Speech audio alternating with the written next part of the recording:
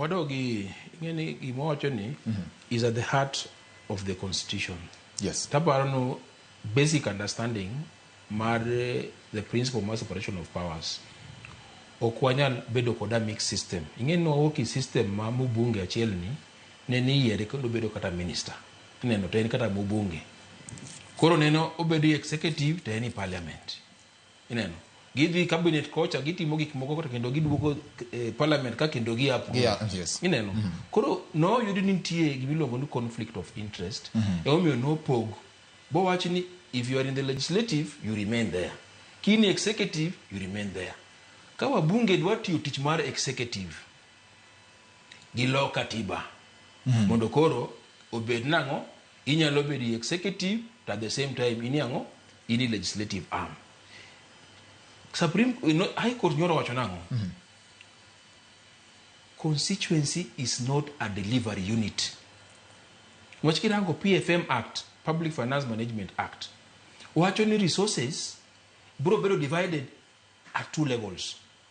National government and county government. And that's why they said in my National Government Constituency Development Fund. It is not a Constituency Development Fund, Kakanen Chon. Yeah. Mane momi ogikete national government. Gimo achoka. This thing, Nyoro High Court, yes, or determine ni CDF Act, the way Mubunge wacheni, contradicts the Constitution on several grounds. Or interfere with the structure of devolution, the principle of separation of power, to kendo or affect watchmark checks and accountability, transparency and accountability.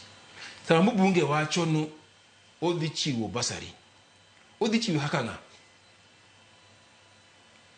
Odichiwo hakanga. No enoko, and this is why the trick is CDF has been used for political expediency. Ngato dhi chung ni koro achiwo basari for political expediency.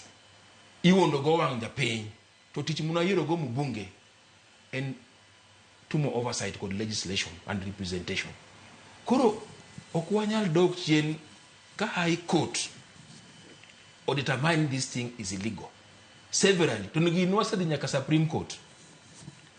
Kano wasi di Supreme Court iga mokalo wabunge no loko chikini. Koro giloke national government. Podi manyoro High Court nyoro yudo nango, it's still unconstitutional. Wapinji gimoro Oduor ka wadhi mbele mondo lero wuogi e wachni nikech en achiel en wach motenre kod weche mag siasa. Machielo en wach motenre kod dwaro mar japiny, gik ma japiny dwaro e dongruok mare. Ong'e ni in kamichunge CDF osetiyo marach ma okochop dwaro mar japiny gi ma japiny gombo. Ka in kamichunge kaka Oduor en no kasa moro inyalo wacho ni gini nokete lwet wajumbe to seti kode marach mokalo kendo en achiel kum gima pok otimo gimoro amora ne japiny. Ma bi neno ka en adier. Okawacho ni CDF okosetimo gimoro amora ne japiny. Nitie kuonde ma CDF ose excelie. Yes. Kinde machon manene ni yudo kane moye wacho ni siasa mbaya maisha mbaya. Koro Honorable Karube in his thinking no neno ni mondo pesa mondo reach all corners of the country. No biro kod this CDF thing. To no temo nwach koro kata kuonde moko manene paro kaka Luoland minina no ni jok manene ok support the government of the day. Never something ne nyalo biri constituency. Ne onge.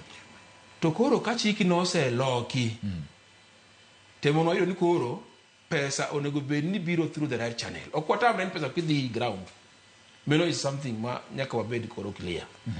But the structures ma pesa dhi kodi ground mondo konyra ya ok nyal kete ambit ma josiasa mondo gogo siasa. Meni ma kati High Court nyoro yiro nango mubunge nyaka bed titije to pesa ma dhi through raia or through the executive arm. What do you say about the affirmative action fund? Ma dhi kum ma oyier kaka woman representative. On the principle ma this ruling kata mana affirmative fund no is unconstitutional.